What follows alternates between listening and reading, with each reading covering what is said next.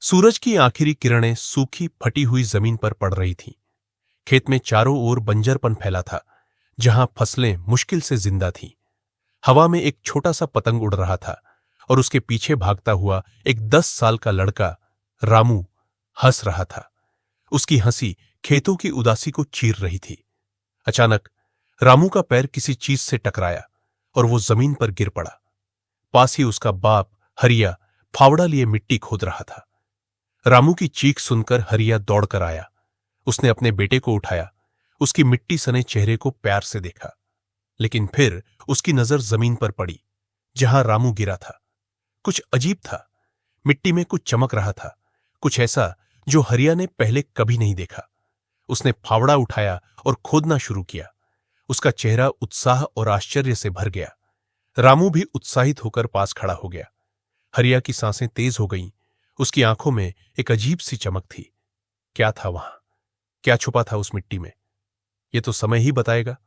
अब हमारी कहानी शुरू होती है हरिया के जीवन से, जो एक गरीब किसान था। हरिया का जीवन आसान नहीं था। गांव के बाहरी छोर पर उसका छोटा सा कच्चा मकान था, जो बारिश में टपकता था और सर्दियों में ठंड से कांपता था। उसकी पत्नी सावित्री और बेटा रामू उसका इकलौता सहारा थे। लेकिन गरीबी ने उनके जीवन को जकड़ रखा था।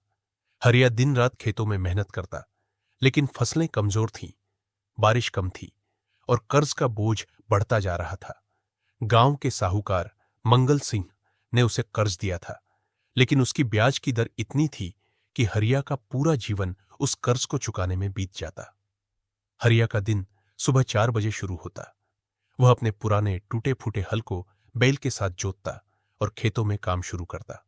उसकी पीठ झुकी हुई थी, चेहरा सूरज की गर्मी और मेहनत से झुलस गया था। लेकिन उसकी मेहनत का फल उसे कभी नहीं मिलता था। बाजार में फसलों के दाम इतने कम थे कि लागत भी नहीं निकलती थी। सावित्री दिन भर घर संभालती, रामू को स्कूल भेजने की कोशिश करती, लेकिन स्कूल की फीस और किताबों का खर्चा उठाना मुश्किल था। रामू को अक्सर खेतों में अपने बाप की मदद करनी पड़ती थी। हरिया का दिल टूटता था जब वह अपने बेटे को मेहनत करते देखता। वह चाहता था कि रामू पढ़े लिखे, एक अच्छी जिंदगी जिए, लेकिन गरीबी ने उसके सपनों को कुचल दिया था। हरिया की जिंदगी में दुख ही दुख थे। गांव वाले उसका मजाक उड़ाते। मंगल सिंह और उसके गुर्गे हरिया को ताने मारते, उसे नीचा दिखाते। एक बार मंगल सिंह ने सबके सामने हरिया को अपमानित किया था। उसने कहा, हरिया, तू तो इस गांव का बोझ है, तेरा कोई भविष्य नहीं। हरिया ने सिर झुका लिया, लेकिन उसके दिल में आग जल रही थी। वह चाहता था कि वह अपने परिवार को इस अपमान से निकाले, लेकिन रास्ता नहीं दिखता था। रात को जब सावित्री और रामू सो जाते, हरिया अकेले बैठकर सोचता। उसका मन भारी हो जाता।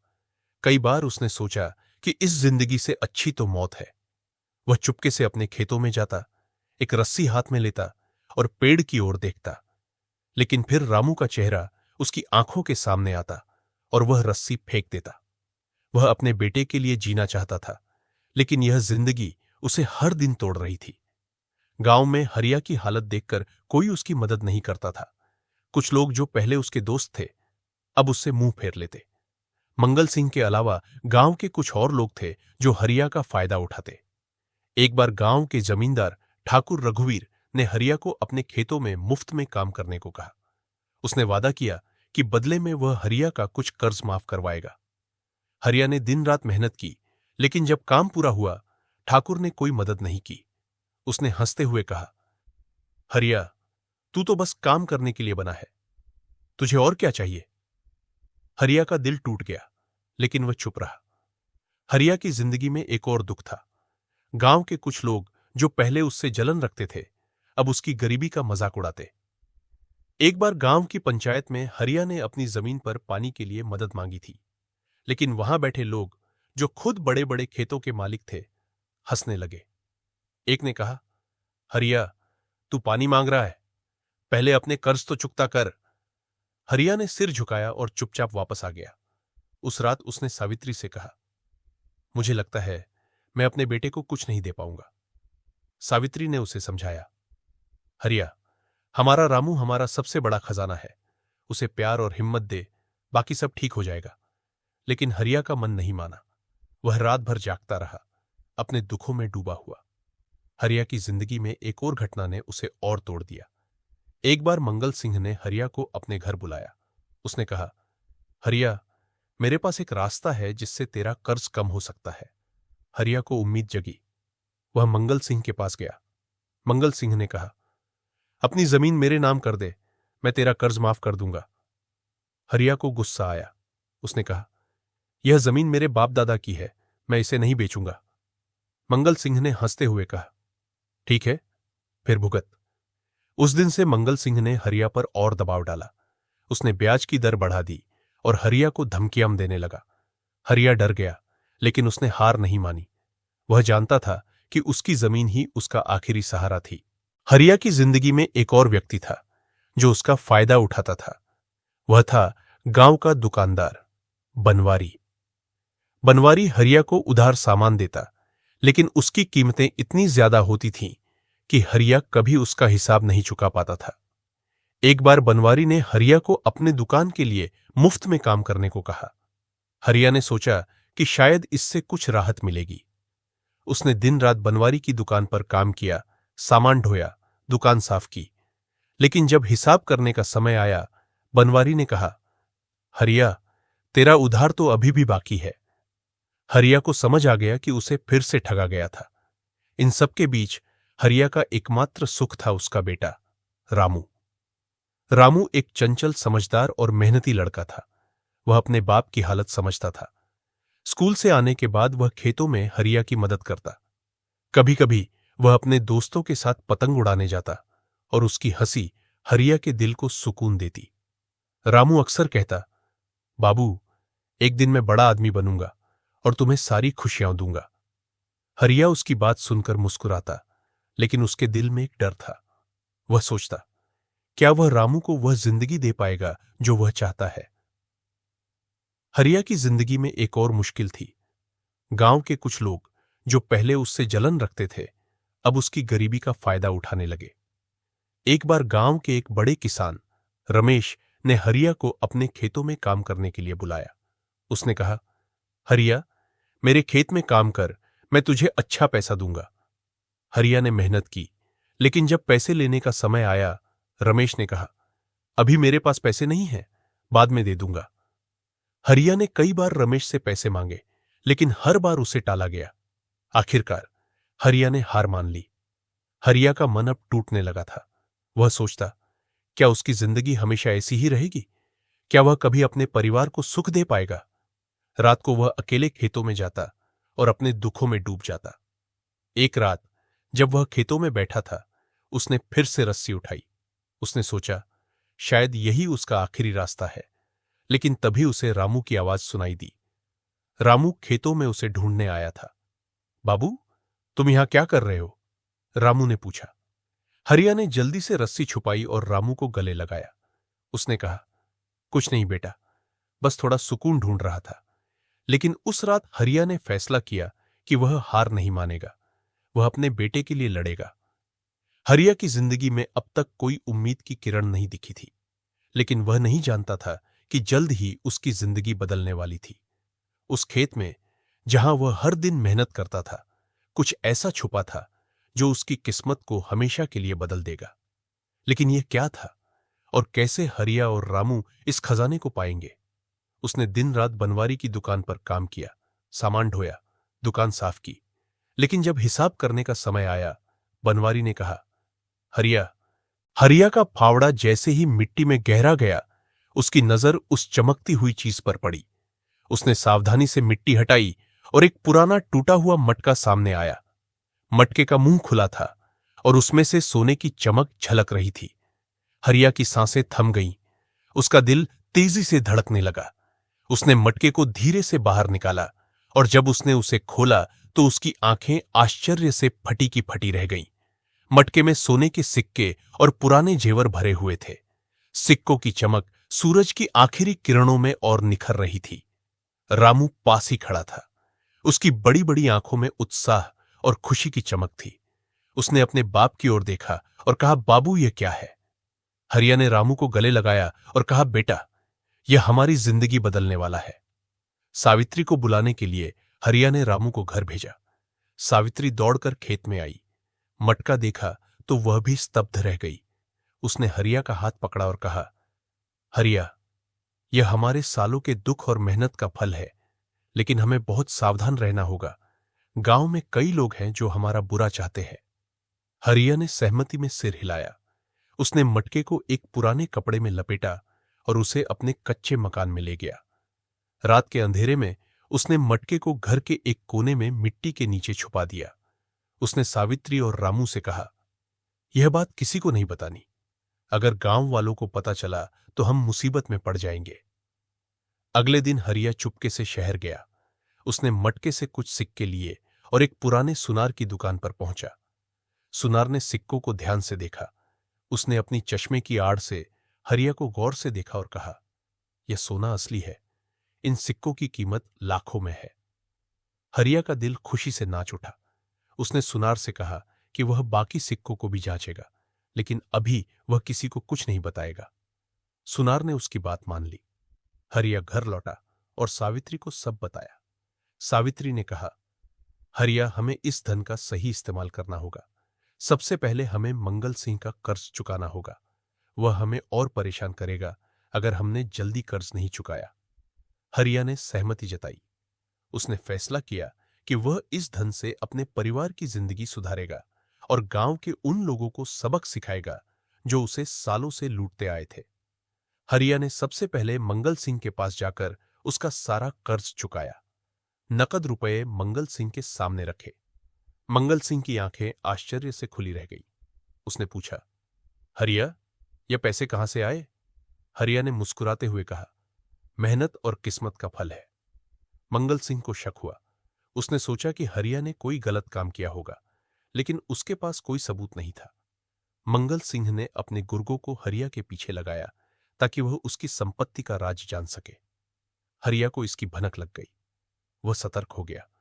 उसने सावित्री से कहा, हमें गांव वालों से सावधान रहना होगा। ये लोग अब हमारे दोस्त बनने की कोशिश करेंगे, लेकिन इनका मकसद सिर्फ हमारा धन होगा। हरिया ने अपने धन का सही इस्तेमाल शुरू किया। उसने अपने खेतों में पानी की व्यवस्था करवाई।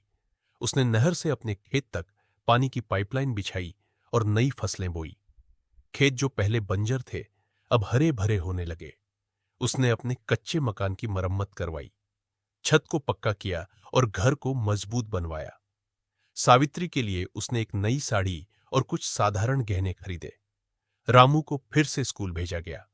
उसकी किताबें और फीस का इंतजाम किया गया। रामू अब हर सुबह अपने स्कूल यूनिफॉर्म में खुशी से घर से निकलता। सावित्री का चेहरा भी अब चमकने लगा था। वह अपने पति की मेहनत और हिम्मत पर गर्व करती थी।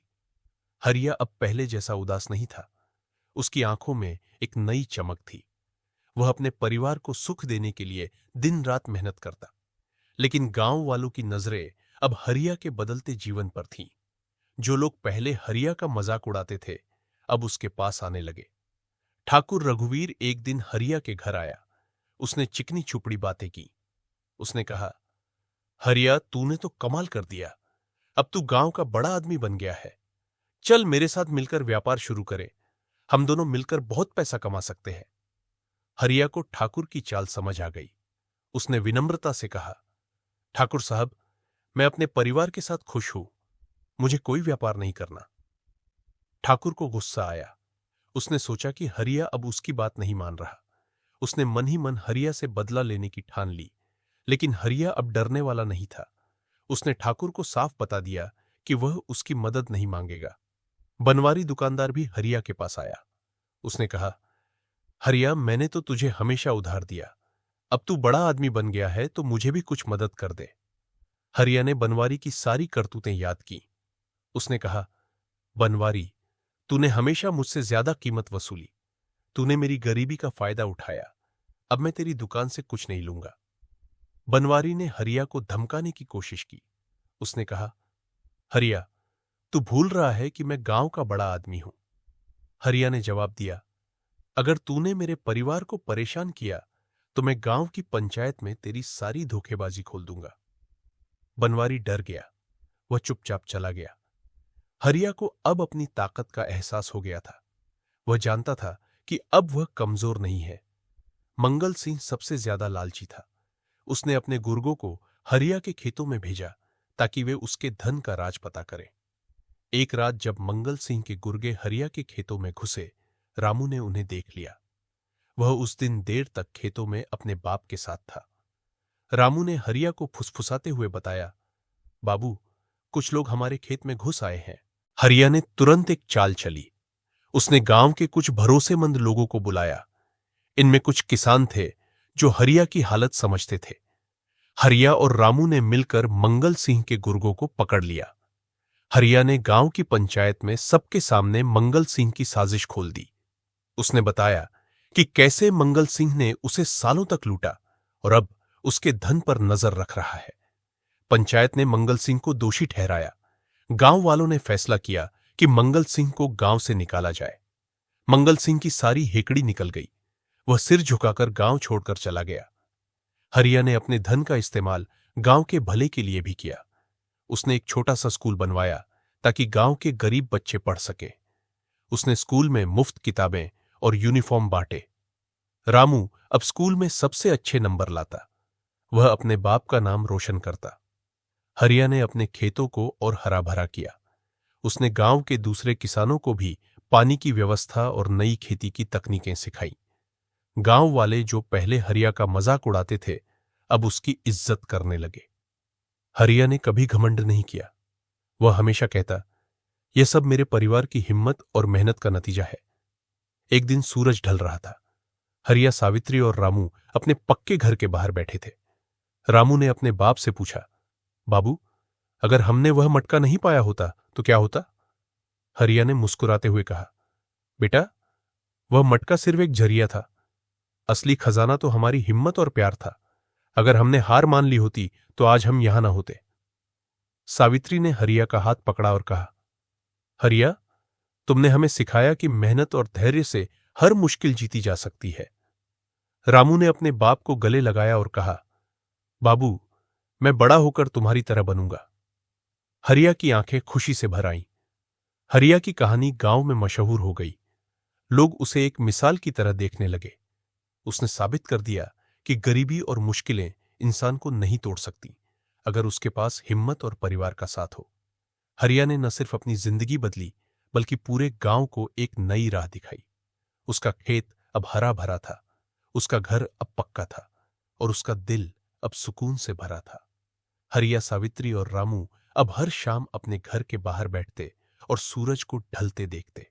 उनकी हंसी गांव की हवा में गूंजती थी और इस तरह एक गरीब किसान की कहानी एक प्रेरणा बन गई जो आने वाली पीढ़ियों को रास्ता दिखाएगी।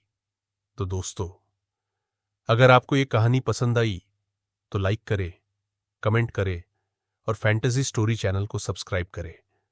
हम फिर मिलेंगे एक नई कहानी के साथ। तब तक के लिए अलविदा।